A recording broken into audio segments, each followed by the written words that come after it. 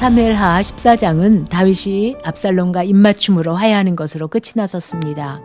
압살롬이 3년을 도피하였고 예루살렘에서 2년이 지났으니 5년 만에 부자간의 상봉입니다. 압살롬은 표면적으로 화해를 하자 이제 본격적으로 반역을 할 계획을 실행합니다. 압살롬은 먼저 반역을 하기 위해 다음과 같이 준비를 합니다. 먼저 자신을 위한 병거와 말들과 호위병 50명을 준비합니다. 그리고 백성들의 마음을 얻기 위해 성문 앞에서 재판을 합니다. 성문길에 섰다가 왕께 재판을 청하러 가는 사람들의 마음을 유혹합니다. 압살롬은 그들의 사정에 공감을 해줍니다. 그리고 왕이 재판을 할 사람을 세우지 않았다고 은근히 불평을 합니다. 그리고 자기가 공의롭게 재판을 해주겠다고 말합니다. 그리고 자신을 낮추어 사람이 절하려 하면 압살롬이 그 사람을 붙들고 입을 맞춥니다. 성경은 압살롬의 이런 행위가 이스라엘 사람의 마음을 훔쳤다 또는 도둑질했다고 말하고 있습니다. 이렇게 압살롬은 4년 동안을 백성들의 마음을 훔칩니다. 그리고 다윗과 함께 하나님께 서원한 것이 있다며 헤브론에 가서 제사를 드리게 해달라고 요청합니다. 다윗은 아무 의심 없이 승낙을 합니다. 그리고 압살롬은 헤브론에서 반역을 일으켜 스스로 왕이 됩니다. 압살롬이 왜 헤브론을 택하였을까 생각해 봅니다. 헤브론은 유다 지파의 땅이죠. 다윗이 처음 왕으로 세워졌던 곳입니다. 이곳에서 7년 반을 유다의 왕으로 있었습니다. 그리고 온 이스라엘의 왕이 되어 예루살렘으로 도성을 옮겼습니다. 이로 인해 헤브론 사람들에게는 불만이 있었을 것입니다. 압살롬은 그들의 이런 마음을 정치적으로 이용합니다. 압살롬은 모든 지파에게 나팔소리가 나면 일제히 압살롬이 왕이 되었다고 외치라고 합니다. 많은 사람들이 압살롬 편에 섰고 아히도벨도 압살롬을 지지합니다. 아히도벨은 사무엘하 16장 23절에 보면요. 그때 아히도벨이 베푸는 계략은 사람이 하나님께 물어서 받은 말씀과 같은 것이라. 아히도벨의 모든 계략은 다윗에게나 압살롬에게나 그와 같이 여겨졌다라고 했습니다. 아히도벨의 말은 거의 하나님의 말씀과 같은 수준으로 받아들여졌습니다. 하나도 떨어지는 것이 없는 지혜로운 계략이었기 때문입니다. 다윗도 압살롬도 그의 지략을 인정하였다고 했습니다. 이런 아히도벨이 다윗을 배신하고 압살롬 편에 서게 된 이유가 있습니다. 아히도벨의 손녀가 밧세바입니다. 다윗이 그 손녀딸의 가정을 망가뜨렸습니다. 그 사건으로 아히도벨은 다윗에게 많은 감정이 있었을 것입니다. 아히도벨까지 압살롬 편에 합류하자 압살롬의 반역에 가담한 백성의 수는 점점 많아졌다고 했습니다. 시편에서 보면 다윗은 1000만인이 나를 에워싸 진친다 해도 나는 두려워하지 아니하리라고 한 것을 보면 참으로 많은 수가 가담한 것 같습니다. 압살롬이 왕이 되었다는 소식이 다윗에게 전해집니다. 다윗은 신하들에게 일어나 도망하자. 그렇지 아니하면 우리 중 한 사람도 압살롬에게서 피하지 못하리라. 빨리 가자 두렵건대 그가 우리를 급히 따라와 우리를 해하고 칼날로 성읍을 칠까 하노라 합니다. 다윗은 대항하여 싸우지 않고 급하게 도망을 갑니다. 예루살렘 성은 앞에서 살펴봤듯이 천연의 요새였습니다. 견고한 성이지요. 그리고 다윗의 곁에는 충성스러운 장수들이 여전히 있습니다.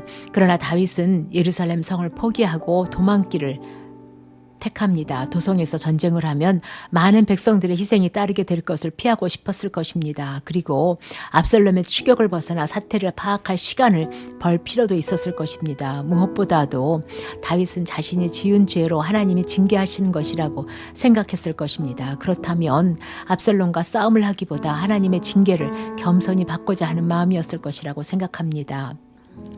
다윗이 도망가는 모습을 보면 다윗이 감람산길로 올라갈 때 그의 머리를 그가 가리고 맨발로 울며 가고 그와 함께 가는 모든 백성들도 각각 자기의 머리를 가리고 울며 올라가니라고 했습니다. 다윗은 감람산으로 가며 머리를 가렸습니다. 맨발로 울며 갑니다. 아무리 도망가는 왕이지만 신발도 준비 못할 정도는 아니었을 것입니다.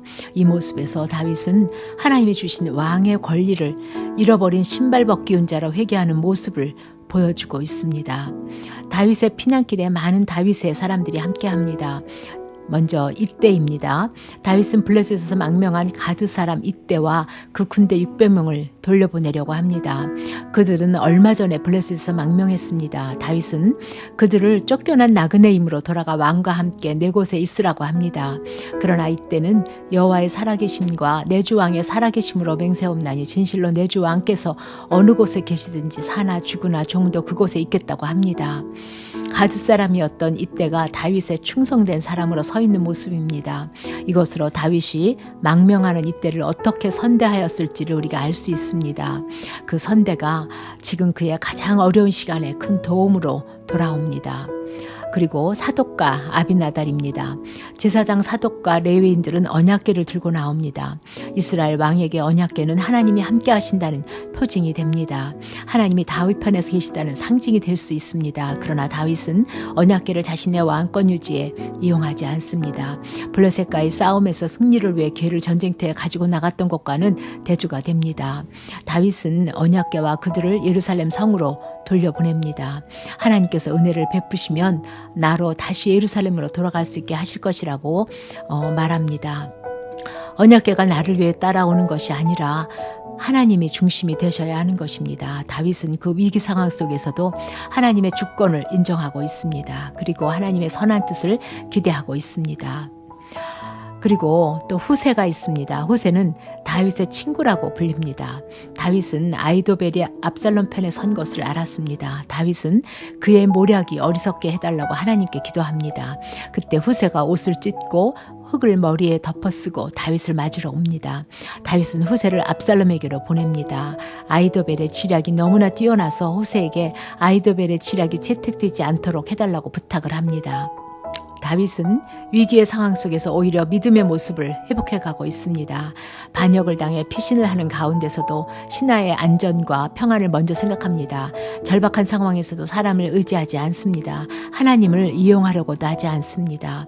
하나님의 긍휼이 크다는 것을 믿고 하나님의 뜻이 이루어지기를 겸손하게 기다립니다. 이러한 다윗의 모습은 스스로 왕이 되고자 하는 압살롬의 모습과 대조를 이루고 있습니다.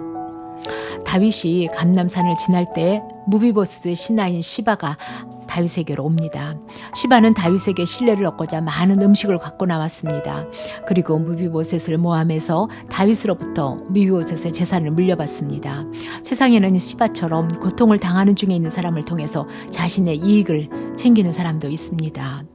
다윗은 또 사울 집안의 시므이를 만납니다. 시므이는 피를 흘린 자여 사악한 자여 가거라 가거라 저주하며 따라옵니다. 아비새가 죽이고자 합니다. 그러자 다윗은 내 몸에서 난 아들도 내 생명을 해하려 하거든 하물며 이 베냐민 사람이랴 여호와께서 그에게 명령하신 것이니 그가 저주하게 버려두라고 합니다. 다윗은 이 시므의 저주조차도 하나님의 징계로 받아들이고 있습니다. 그리고 악을 악으로 갚지 않고 공의로우신 하나님의 손에 맡깁니다. 그리고 혹시 여호와께서 나의 원통함을 감찰하시리니 오늘 그 저주 때문에 여호와께서 선으로 내게 갚아주시라고 합니다. 우리도 인간관계에서 억울하고 속상하는 경우가 많을 것입니다. 다윗처럼 하나님께만 맡기고 선하신 하나님의 주권을 인정할 수 있기를 원합니다. 이제 압살롬은 예루살렘에 입성합니다. 압살롬에게는 아이도벨이 있습니다. 압살롬이 아이도벨에게 계략을 묻습니다. 아이도벨은 압살롬에게 다윗의 후궁들을 사람들 앞에서 범하라고 합니다. 그리하면 왕께서 왕의 아버지가 미워하는 바 됨을 온 이스라엘이 들으리니 왕과 함께 있는 모든 사람의 힘이 더욱 강하여지리라고 합니다. 당시에는 정복한 왕이 후궁들을 범하는 사례가 많았습니다. 압살롬 편에 선 사람들은 다윗과 압살롬이 화해하는 것을 제일 염려했을 것입니다. 그렇게 하므로 더 이상 다윗에게 미련을 두지 않고 압살롬을 중심으로 단결하게 될 것이라는 악한 계략입니다. 이로써 나단이 다윗에게 예언한 말이 다윗에게 그대로 이루어집니다. 12장 11절 말씀인데요. 내가 너와 네 집에 재앙을 일으키고 내가 내 눈앞에서 내 아내를 빼앗아 내 이웃들에게 주리니 그 사람들이 내 아내들과 더불어 백주에 동침하리라. 너는 은밀히 행했지만 나는 온 이스라엘 앞에서 백주의 이 일을 행하리라. 압살롬은 아이도벨의 악한 계획을 그대로 따릅니다. 다윗은 쫓겨가면서도 하나님의 주권을 인정합니다. 그리고 하나님의 주권을 인정하는 다윗의 주변에는 다윗의 소중한 사람들이 함께합니다. 이방인이 이때가 하나님의 살아계심으로 맹세하며 결코 떠나지 않겠다고 합니다. 또 제사장들과 많은 사람들이 함께하고 있습니다. 우리도 힘들고 어려울 때 진정한 믿음의 사람인지가 드러납니다. 다윗처럼 위기의 때에 우리도 그 하나님만 의지할 수 있기를 원합니다. 그리고 그 위기의 때에 함께할 수 있는 믿음의 동역자들을 하나님이 붙여주시기를 기도합니다. 함께 기도하시겠습니다. 하나님 아버지, 위기의 때에도 하나님의 주권을 인정하며 하나님만 의지하는 다윗의 믿음의 모습을 보았습니다. 하나님, 우리도 바람이 불고 창수가 날 때 하나님만 바라며 하나님의 선하심을 바라보게 하여 주시기를 원합니다. 간절히 원하옵기는 우리에게도 다윗처럼 그 믿음의 위기의 때에 믿음의 종역자들을 붙여주시기를 간절히 원합니다. 우리 주 예수 그리스도 이름으로 기도합니다. 아멘.